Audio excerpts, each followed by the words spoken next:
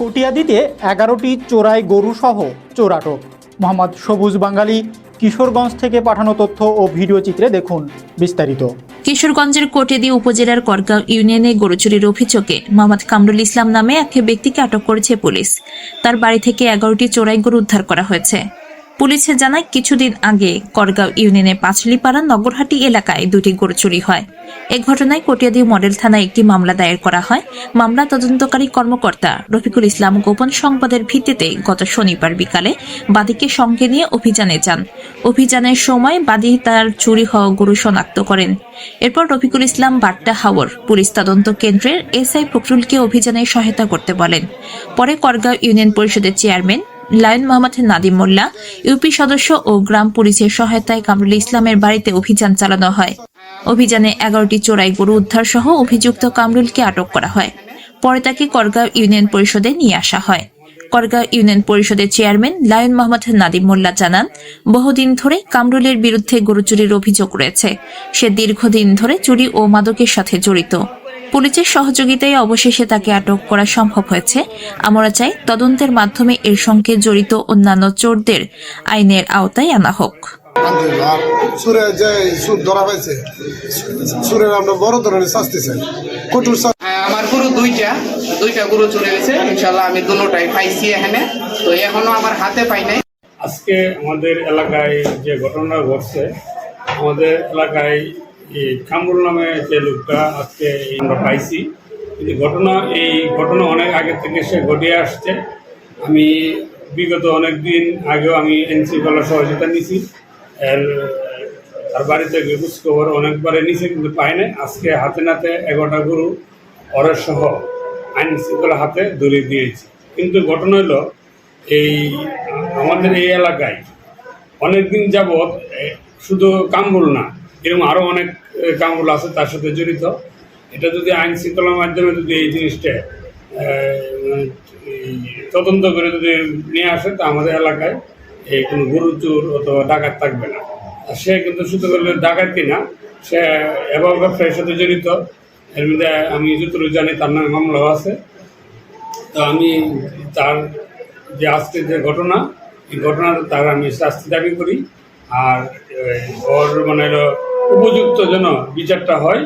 আর তার সাথে যারা যারা আছে সকলের জন্য এই আইনে আওতার জন্য আসে। গতকাল আমাদের বাট্টা হাওর দিন মানে একজন ভদ্রলোকের গরু হারা সংক্রান্তে কটিয়াদী থানায় একটা মামলা হয়।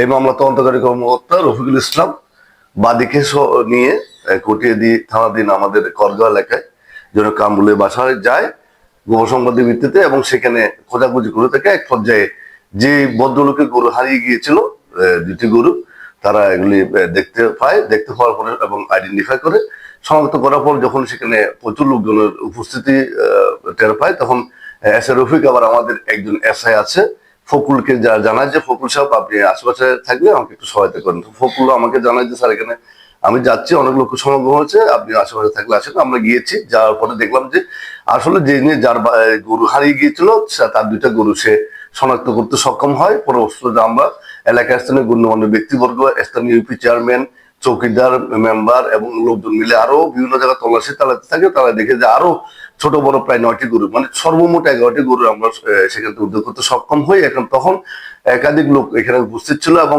বেশ কয়েকজন লোক এসে দাবিদার করে যে, স্যার আমার যে অনেক সময় হারিয়ে গিয়েছিল গরু, আমরা সেই গরু এখানে আছে। তখন আমরা সেই তাৎক্ষণিক আমাদের উদ্যোতন কর্তৃপক্ষ পুলিশ সুপার মহোদয়, অতিরিক্ত পুলিশ সুপার মহোদয়, সার্কেল এবং ওসি সাহেবের সাথে আলোচনা করি, এবং আমরা আলোচনা করি সেই জব্দকৃত গরু স্থানীয় ইউপি চেয়ারম্যান মহোদয় সহায়তায় আমরা সেখানে জব্দ তালিকামূলক সাক্ষীদের সম্মুখে জব্দ করে আমরা ইউনিয়ন পরিষদে নিয়ে আসি এবং আরো বিভিন্ন জায়গায় লোকজনের সহায়তায় অভিযান পরিচালনা করে যে এই গরু চুরির জন্য মূল হতা যাকে সন্দেহ করা হচ্ছে কামরুলকে আমরা তার বাড়ির আশেপাশে একটা গোপন আস্তানা থেকে গ্রেপ্তার করতে সক্ষম হয়ে প্রাথমিক জিজ্ঞাসাবাদ করে আমরা তাকে পুলিশের সহায়তায় এবং সেনাবাহিনীর সহায়তায় তাকে আমরা কটিয়াদী থানায় হস্তান্তর করি এবং এই গরুগুলো, জব্দকৃত গরুগুলি আমরা আমাদের ফাঁড়িতে নিয়ে আসি এবং আমরা এই সংক্রান্তে বিস্তারিত তদন্ত অব্যাহত রেখেছি। আপনারা জানেন এই বিশেষ করে চুরির সিন্ডিকেট, একটা বড় সিন্ডিকেট আমাদের এই অত্র এলাকায়, গরু চুরির অত্র এলাকা সহ আশেপাশে এই যে বিভিন্ন থানা এলাকা আছে সেখানে গরু চুরি হয়। গরু চুরির একটা সিন্ডিকেট এখানে কাজ করে।